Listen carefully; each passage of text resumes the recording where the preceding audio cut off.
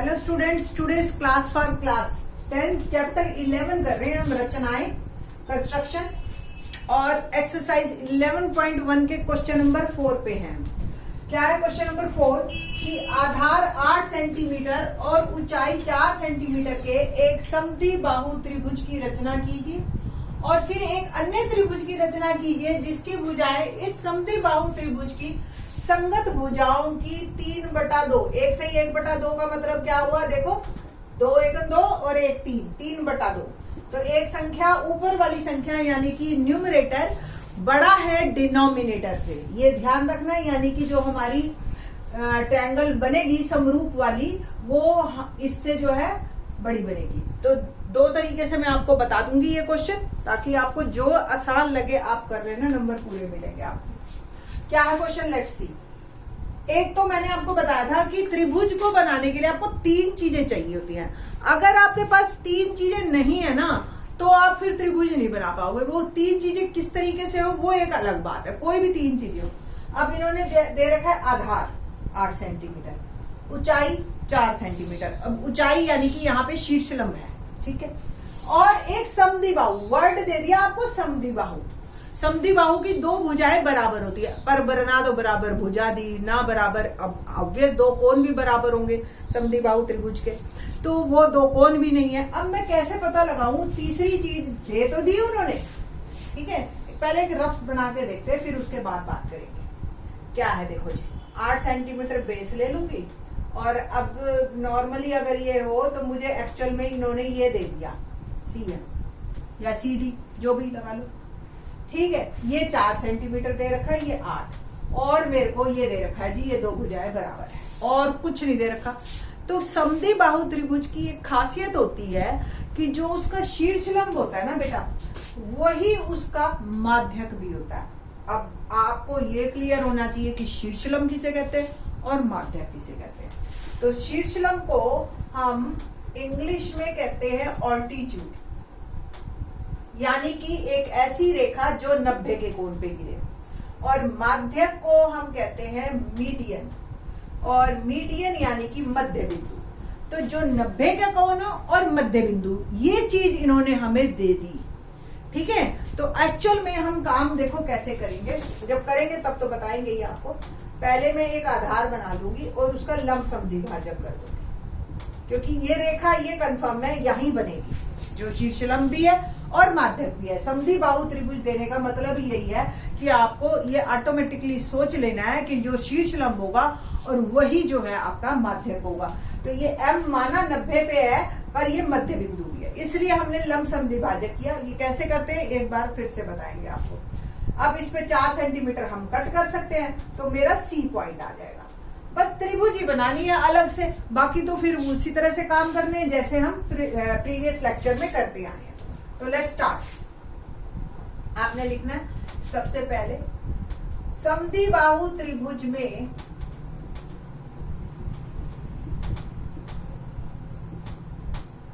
शीर्षलंब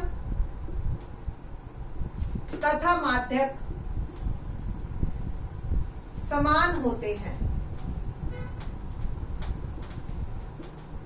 ठीक है। ये एक लाइन आप पहले लिख देना, बाकी और आपको मैं हिंट में समझा देती हूँ। देखो अगर मैंने कहा कि ये AB और AC बराबर है और ये 90 का कोण है, बस अभी हमें नहीं पता माध्यक है या नहीं है, तो आप ये और ये त्रिभुज ले लो, ये कॉमन, ये बराबर और ये 90, RHS से त्रिभुज सर्वांग सम हो गई, और सर्वांग सम होते ही ये और ये भी बराबर, तो ये मध्य बिंदु ऑटोमेटिकली हो जाता है, ठीक है। ये तो वैसे है उन बच्चों के लिए जो एक्चुअल में समझना चाहते हैं, जो सिर्फ इस सवाल को करके 4 नंबर लेना चाहते हैं, वो बस आगे मूव करो।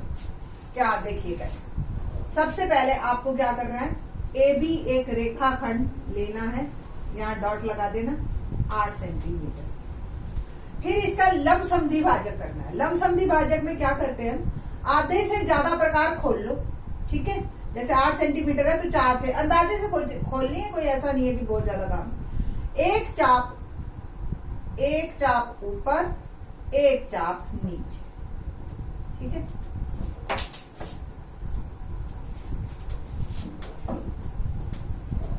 ये A है, तो A पे रखी, एक चाप ऊपर एक चाप नीचे। प्रकार उतनी ही खुली रहेगी। और अब बी पे रखना है आपने, और एक चाप ऊपर एक चाप नीचे, और इन दोनों को आपने मिला देना है। जो मेरी रेखा आई वो ऐसे मध्य बिंदु भी होगी और वो 90 के कोण पे भी होगी। इसको हम कहते हैं लंब समद्वि भाजक। ठीक है, तो आपने क्या करना है, पैमाने की सहायता से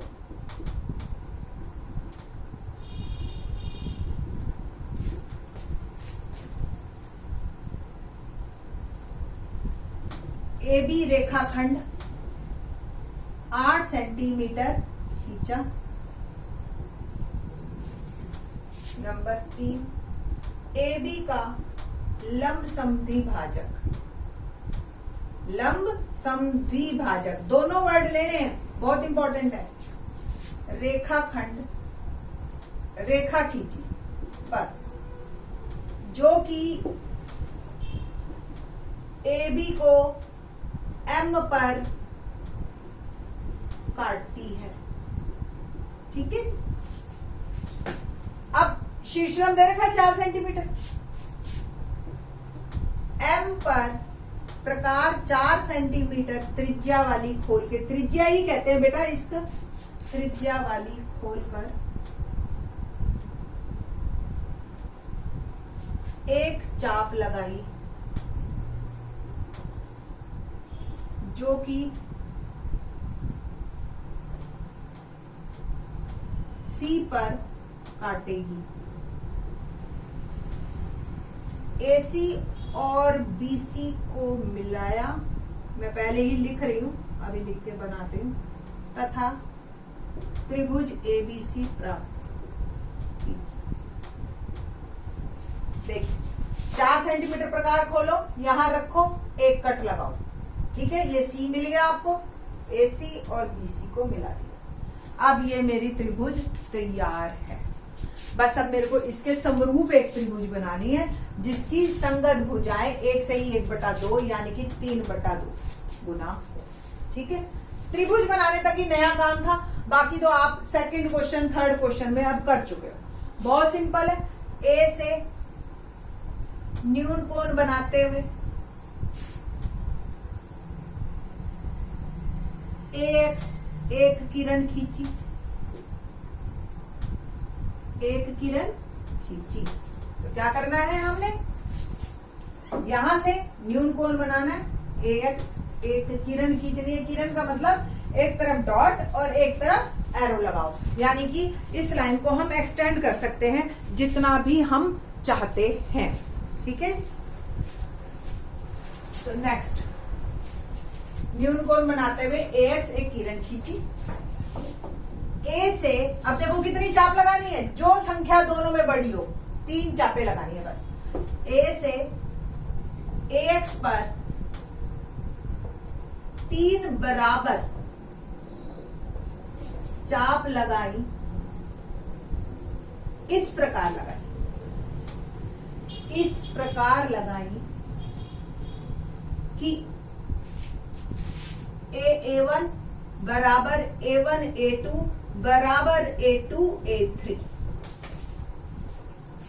देखिए प्रकार खोल लीजिए, थोड़ी बड़ी खोल लेना क्योंकि 3 ही है बस, 1 2 3।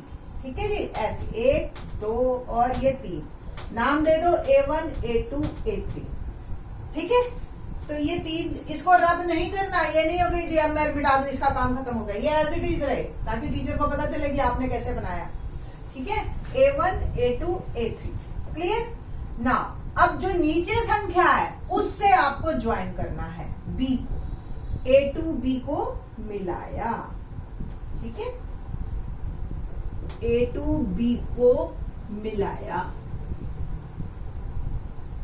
ठीक है, अब A2 और B तो मेरा मिल गया। बस अब मैंने क्या करना है, इसको A3 से मेरे को ऊपर संख्या 3 है ना, तो 3 से समांतर रेखा खींचनी है आपने। कैसे, देखो ये एक्सटेंड कर दो और यहां से एक रेखा समांतर। अब कैसे, मैं पहले भी बता चुकी हूं, यहां प्रकार रखो, एक लाइन ऐसे एक चाप लगाओ, उतनी प्रकार खुली रहे, एक चाप ऐसे, ठीक है जी। और इसको नापो आप और इसके समांतर एक रेखा, ठीक है जी। तो ये A2 और ये A3 B डैश नाम, ठीक। अब इसको भी एक्सटेंड कर दो आप और फिर ये इसके समांतर एक और रेखा खींचनी है आपने। इससे पहले मैं स्टेप्स लिख लूं। 9 A3 से A3B डैश समांतर रेखा A2B के खींची, ठीक है। 10वां B डैश से B डैश C डैश समांतर रेखा BC के खींची, ठीक है। कैसे? B डैश और ये हो गई जी C डैश, ठीक। बस कैसे खींची पता है ना आपको, यहां से प्रकार एक रखी, ये यहां से एक और इसको मेजर करके यहाँ कट कर दिया, सिंपल। आप किसी भी तरीके से हो, समांतर दिखनी चाहिए, बार बार कह रही हूं मैं, यानी कि लाइन टेढ़ी हो गई आप कहते हो जी मैंने तो खींची थी, ऐसा कुछ नहीं है, नंबर कट जाएंगे आपके। बार बार बता रही हूं मैं, समांतर दिखनी चाहिए बिल्कुल। 11 त्रिभुज A B dash C dash समांतर त्रिभुज ए बी सी के बन गई है, ठीक है। और प्रतिपादन यानी कि जस्टिफिकेशन में आप क्या लिखेंगे? A B dash upon A B dash C dash upon B C, A C dash upon A C बराबर 3/2 बराबर 1 सही 1/2। तो ऐसे आपको ये क्वेश्चन कंप्लीट करना है, बिल्कुल नीट एंड क्लीन करना है, इरेजर नहीं यूज करना है। एक बार आपने क्वेश्चन कर दिया, सपोज गलत हो गया, आप उसको कट कीजिए, नेक्स्ट पेज पे कर। कोई ऐसा नहीं है कि हमें ये नहीं है कि जी आपने पेजेस क्यों वेस्ट किए, इसके नंबर कटेंगे। आपको इरेजर कम से कम यूज करोगे तो आपका जो है नीट एंड क्लीन लगेगा। पेंसिल शार्प रखनी है, नोटबुक में प्रैक्टिस करके रखनी है इसकी, ठीक है। बाकी के question in the next lecture. Thanks.